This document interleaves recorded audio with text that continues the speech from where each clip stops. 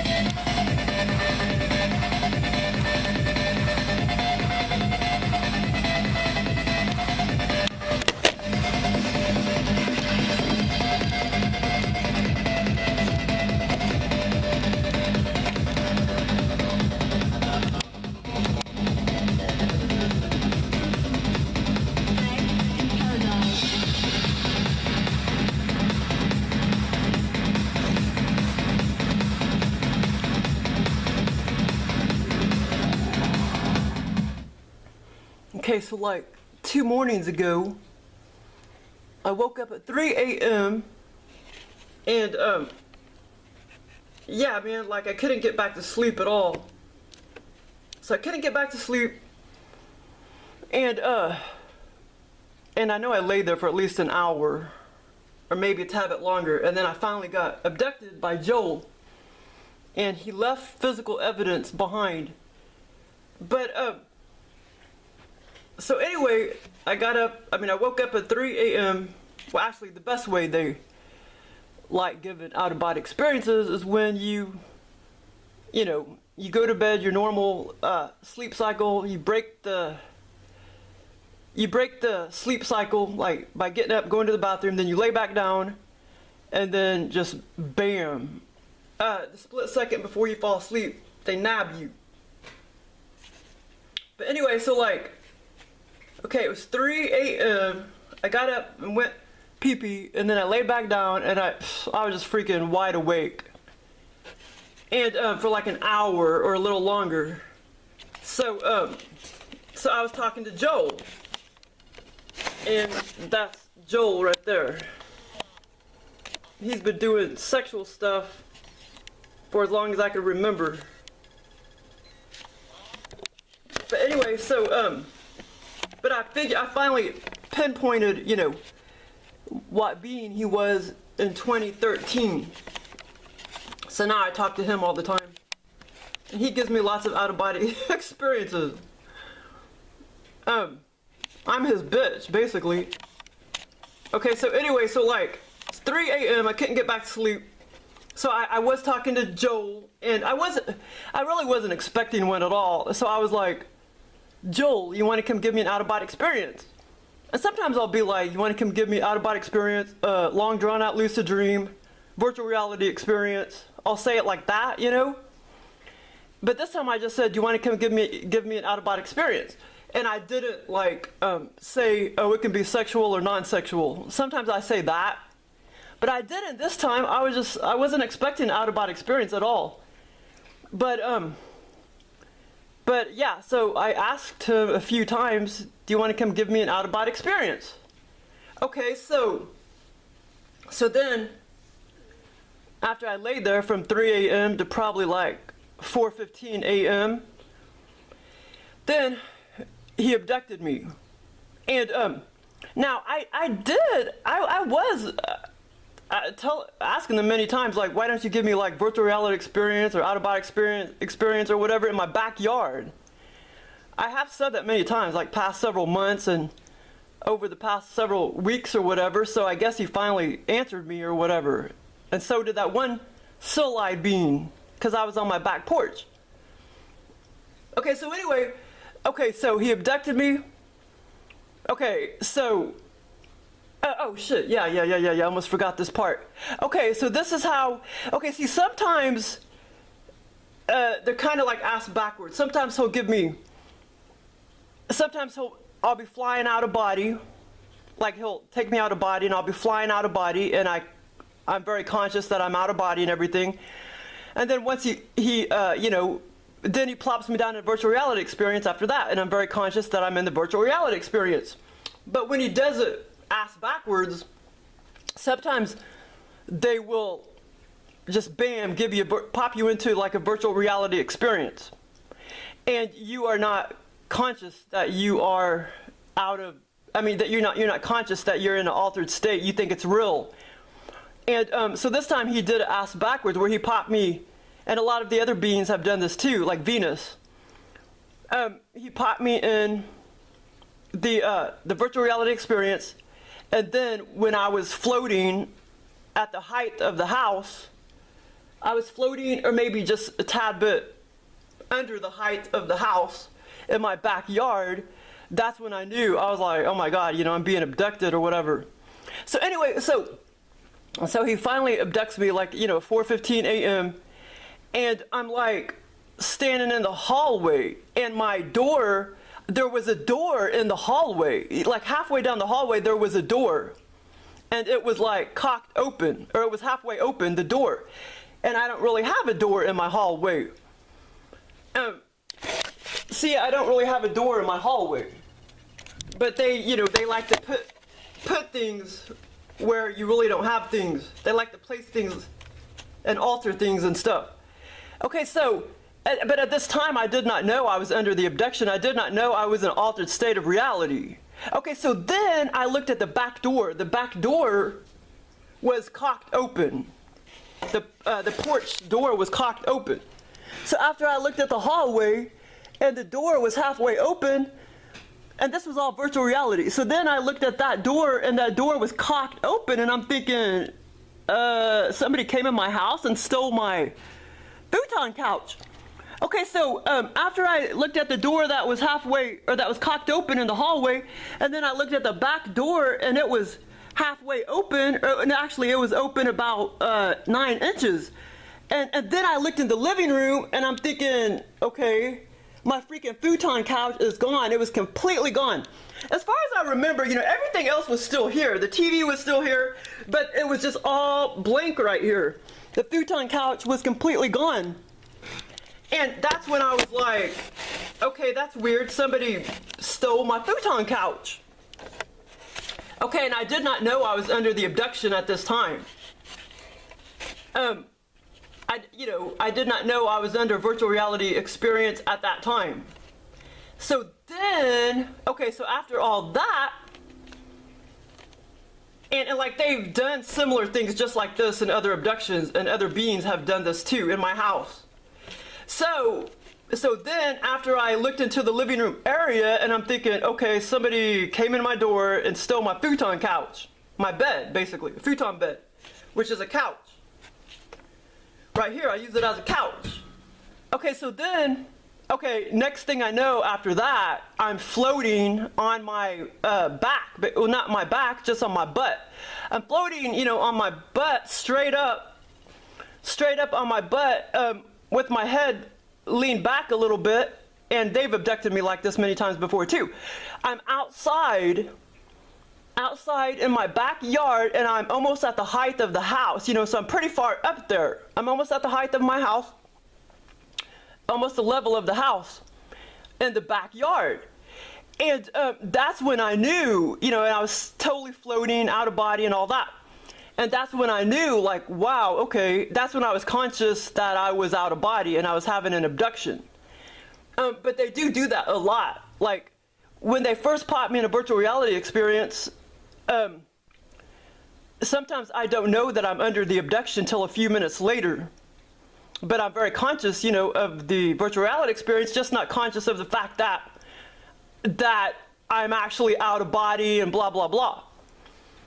And that I'm being abducted until a few minutes later. That's happened many times. So anyway, but if they do it the other way around, where I'm just like, where they just come and like, you know, take me out of body and I'm flying, I'm normally just, I'm always instantly conscious that I'm out of body at that point, and I always know, okay, in a few minutes they're going to land me down in a virtual reality experience. But when they do it ass backwards, sometimes I do not know that I'm under the virtual reality experience. I think I'm just, it's real. I'm thinking I'm in 3D, and somebody, you know, really did come in and steal my futon couch and cock my doors open. Okay, so then, Joel, he has the ability, well, they have the ability to, like if your thing looks a certain way, you know, your private parts or whatever, you know, they have a certain way of doing things. Like they can alter it a little bit to look a little differently. Because when I was completely like naked, when I was floating there,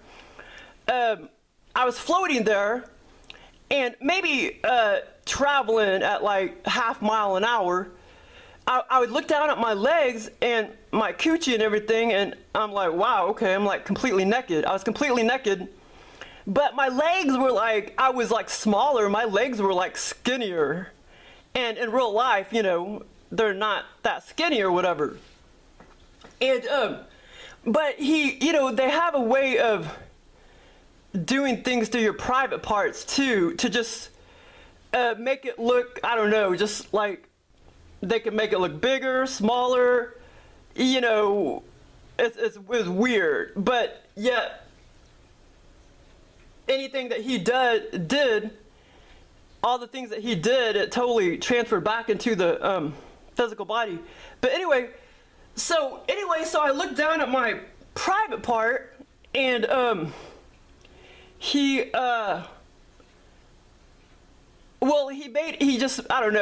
they have ability to just like make it more like bam, like more, you know, like visible or whatever. If you know what I'm saying. Yeah, so then, and it's like, this was really weird too, because like he got me off in a matter of like 2 seconds, and I was just like, okay. You know what I'm saying? Because normally, you know, they have the ability to do anything and everything. And like I say, if he starts doing too much sexual stuff, because he has before, where just like every day, I mean like every morning, like 5 consecutive mornings. Well, you know, he's done this before where he'll do sexual things like 5 consecutive mornings in a row. And I'll have to tell him, okay, you know, let's lay off the sex a little bit. And he will. But like this time, like I say, I did ask for an out-of-body experience, but I wasn't asking for sex. But by the way, with women, they know that you're horny, you know, or even if you're not horny in 3D, they know that they could still somehow get you horny, you know, when they abduct you, because I wasn't horny in 3D or anything, but yet, you know, like a day before your period, or like when you're on your period, that first day or whatever, you know, I don't know, you can just be hornier, you know, sometimes. But I wasn't horny or anything, but he abducted me and, you know, made me horny, so to speak. So anyway, he made me look down at my thingy or whatever, but like anyway, he got me off in like 2 seconds, and then he did some other things. He did some other sexual things after that point. But I'm editing some parts out. And, okay, so anyway, but yeah, it was really weird because he made me smaller, like my legs were like skinnier and shorter, not only skinnier, but shorter. And like I say, like you can,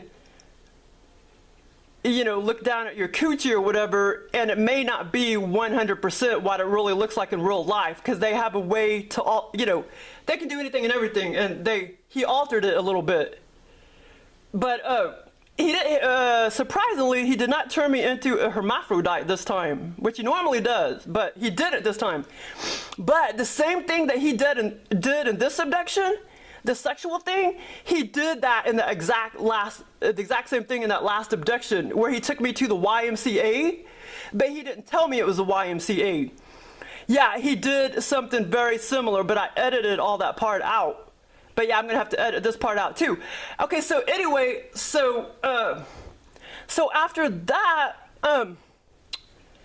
then he did some more virtual reality things on me, and like I looked down, and that time apparently I was still floating in the air. But when he did the other sexual things to me after I got done floating in the air, to tell you the truth, I can't remember where I was exactly, if I was still floating in the air or what. But it was like I was still out in my backyard when he was doing all these other sexual things to me, but at that time I don't remember actually still floating up in the air, you know what I'm saying?